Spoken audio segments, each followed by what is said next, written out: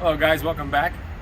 In our last video, we discussed the differences between portable and stationary generators, but we focused on portable generators.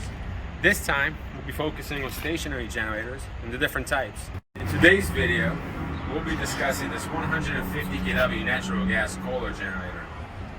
A machine like this will be used in a small commercial application or in a very large residential application. We'll go through the components, parts, how it operates, and the difference between a natural gas generator or a diesel generator. Diesel generators will most time have the fuel supply on the bottom, called the base tank. However, in a natural gas generator, you have to connect it to your direct natural gas supply. That'll be done on the other side of the generator. Follow me, I'll show you. This is our gas line. In this case, we have a 2-inch pipe here. Something very important to keep in mind. Don't try to back up more than you can supply your generator with. Always check and make sure that you have enough gas supply to provide you with ample gas in order for you to power the generator size you're looking for.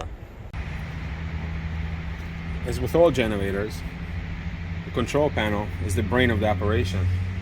In this case, we have a Kohler decision maker control panel.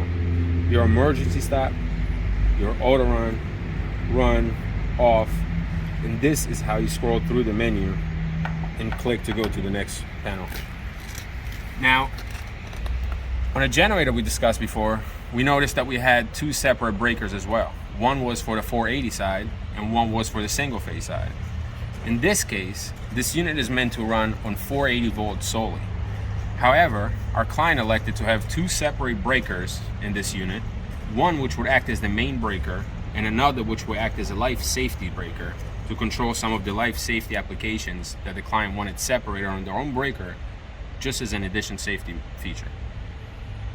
Here to our left, we have the generator end. In the middle, obviously our engine, and to the right, a radiator, which helps cool this whole thing up. Relay fuse box, gas regulator. In this case, we'll have two, one on top and one over there on the bottom. Air cleaner will be right here on the top. Now, another point we want to bring up is accessibility. Stationary generators are not meant to move. They're meant to be stationary. When these get installed, you have to pour a concrete pad. You have to connect it to your transfer switch inside of your facility. You have to connect this transfer switch into your main electrical board. Unlike portable generators, where you could just pull it up to your job site, wherever you'd like, connect your leads to it and get power out of it, this is not the same. Now, this is the tag. Let's talk about the tag for a little bit. The tag will tell us the model, serial number, manufacturer year, the hertz or RPM, and the fuel type. The serial number is very important to know. When you call and order parts for your generator, the manufacturer is going to need the serial number to make sure that the parts you're ordering will actually fit the generator that you have.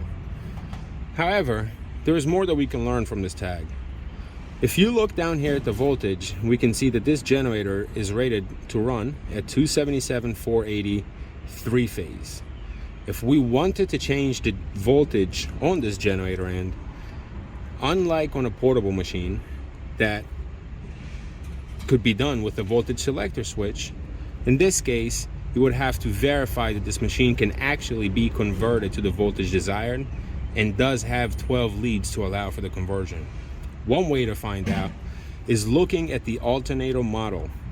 In this case, on Kohler manufacturer site, if you were to look up the specification sheet for Kohler 150 REZGB, you will notice that under 4S13X will give you all of the different voltage configurations that this machine is capable of running. So now that we've discussed the differences between stationary and portable generators, we hope that you feel more confident making an educated decision next time you're in the market for a generator. And as always, if you have any questions, feel free to reach out to us. Thank you and see you in the next video.